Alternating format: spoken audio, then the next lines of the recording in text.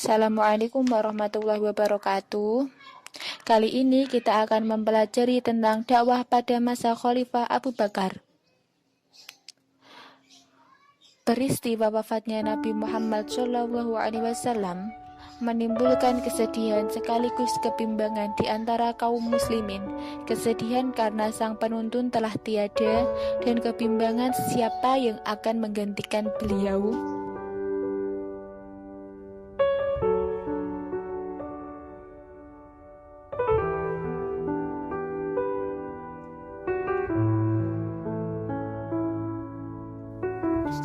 Oleh sebab itu, sebelum jenazah Nabi dikebumikan, sekelompok tokoh utama dari kaum Muhajirin dan Ansor berkumpul untuk berembuk mencari solusi dan penyelesaian dari kebimbangan umat tersebut.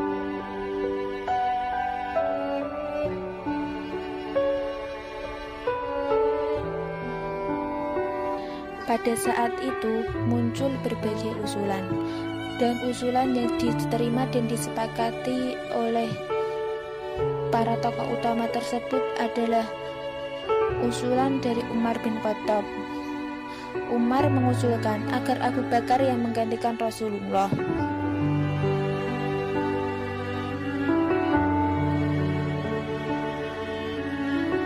Karena Abu Bakar dianggap pilihan yang tepat, sebab beliaulah orang kedua setelah Khadijah yang membenarkan dakwah Nabi dan mengakui Nabi sebagai Rasul utusan Allah.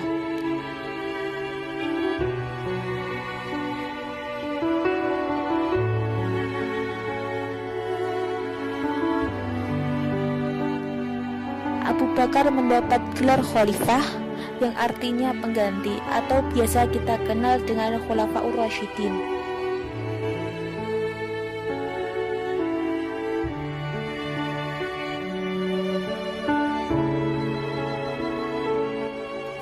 Tugas khalifah adalah sebagai pemimpin sekaligus pembimbing umat. Khalifah Abu Bakar melanjutkan program yang belum terlaksana di masa Rasulullah, seperti memperluas wilayah.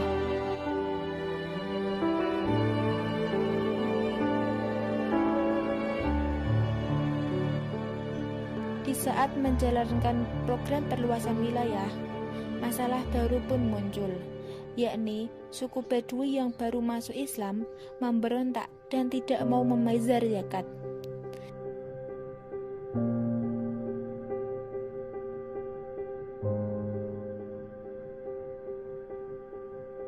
Padahal zakat merupakan pilar penting bagi umat Islam.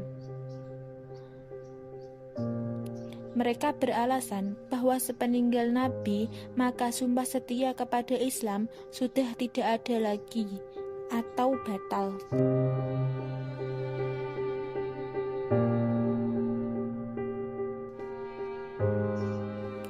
Masalah yang dihadapi oleh khalifah tidak hanya pemberontakan saja, tapi pada saat itu juga muncul para orang-orang yang mengaku sebagai nabi. Salah satunya adalah Usailamah Al-Kadzab. Karena kedua masalah itu, Abu Bakar pun berkata, mereka yang memberontak dan tidak mau membayar zakat dianggap keluar dari Islam. Adapun munculnya para nabi palsu adalah ancaman bagi keutuhan agama Islam. Atas tindakan ini, Khalifah Abu Bakar mengambil keputusan dengan jalan melakukan perang.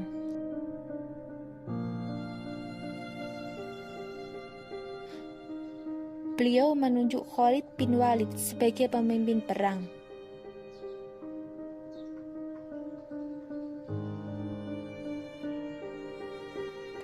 Khalid bin Walid dikirim untuk memadamkan pemberontakan.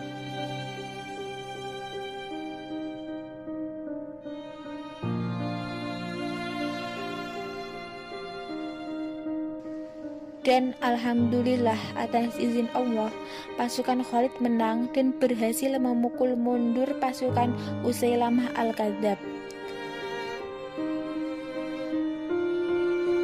Dan pada saat itu pula Usailamah Al-Kadzab pun meninggal di tempat.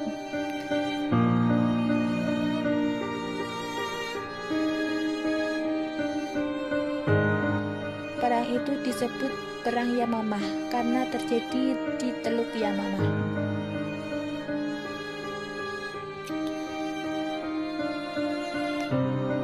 Karena peristiwa perang itu, perlahan-lahan kesetiaan kepada khalifah menyebar dan merasuk ke semua lapisan masyarakat.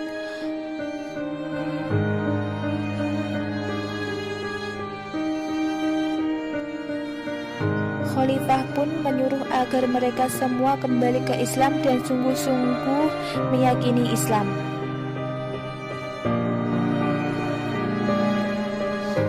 Selanjutnya, kebijakan yang diambil oleh khalifah dalam bidang dakwah adalah membukukan Al-Quran.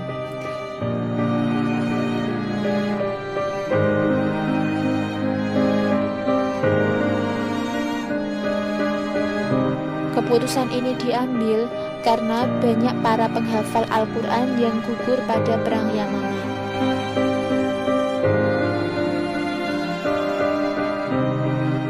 Langkah-langkah yang dilakukan adalah mengumpulkan teks Al-Quran yang tertulis di berbagai tempat seperti di pelepah kurma dan di kulit binatang.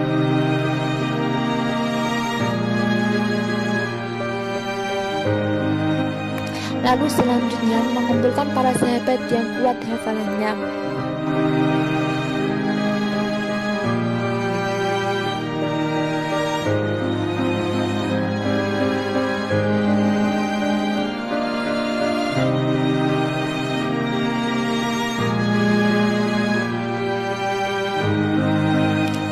Setelah teks Al-Quran terkumpul, teks itu disimpan di tempat terpusat agar terjaga keasliannya.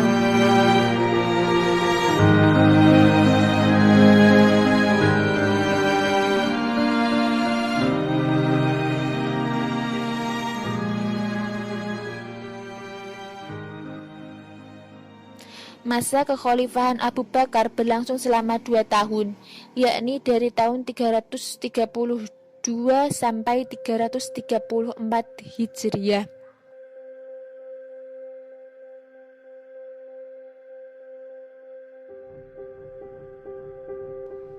Pada masa kepemimpinannya, khalifah berhasil menstabilkan kekuasaan Islam dengan baik, terutama dalam bidang spiritual.